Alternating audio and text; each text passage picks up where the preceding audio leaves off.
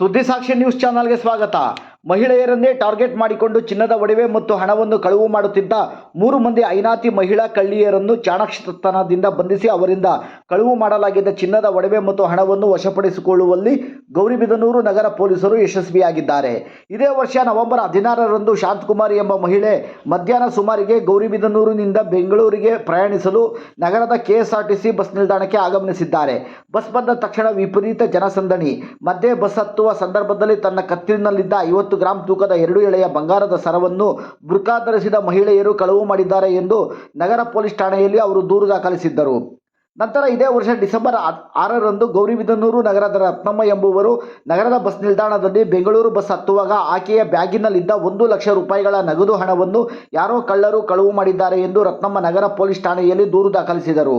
ಮೇಲಿನ ಪ್ರಕರಣಗಳನ್ನು ಸೂಕ್ಷ್ಮವಾಗಿ ಗಮನಿಸಿದ ಜಿಲ್ಲಾ ಪೊಲೀಸ್ ವರಿಷ್ಠಾಧಿಕಾರಿ ಕುಶಾಲ್ ಚೋಕ್ಸೆ ಅವರು Gauribidanur circle inspector KP Satyanarayan, ನಗರ ಪೊಲೀಸ್ ಠಾಣೆಯ ಪಿಎಸ್ಐ ಚಂದ್ರಕಲಾ ಹಾಗೂ ಪೊಲೀಸರ ವಿಶೇಷ ತಂಡವನ್ನು ರಚಿಸಿ ಅಪರಾಧಿಗಳನ್ನು ಬಂಧಿಸುವಂತೆ ಮಾರ್ಗದರ್ಶನ ನೀಡಿದರು.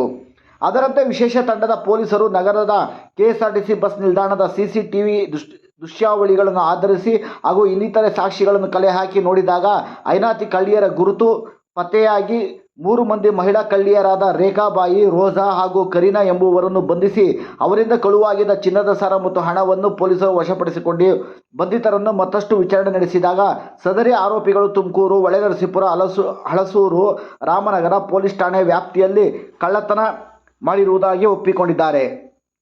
ಸದರಿ ಆರೋಪಿಗಳನ್ನು ಬಂಧಿಸುವಲ್ಲಿ ಯಶಸ್ವಿಯಾದ ವಿಶೇಷ ಕಾರ್ಯಪಡೆಯ ತಂಡದ ಸಿಪಿಐ ಕೆಪಿ ಸತ್ಯನಾರಾಯಣ್, ನಗರ ಠಾಣೆಯ ಪಿಎಸ್ಐ ಚಂದ್ರಕಲಾ, ಪೊಲೀಸ್ ಸಿಬ್ಬಂದಿಗಳಾದ ರಾಮಯ್ಯ, ಪುಷ್ಪ, ಶಿವಶೇಖರನ್, ಮಹಂತೇಶ್, ಗ್ರಾಮಾಂತರ ಪೊಲೀಸ್ ಠಾಣೆಯ ರಿಜ್ವಾನ್, ಶ್ರೀನಿವಾಸ್ ರೆಡ್ಡಿ, ಅಶ್ವಥಪ್ಪ ಅವರುಗಳನ್ನು ಜಿಲ್ಲಾ ಪೊಲೀಸ್ ವರಿಷ್ಠಾಧಿಕಾರಿಗಳು ಶ್ಲಾಘಿಸಿದ್ದಾರೆ.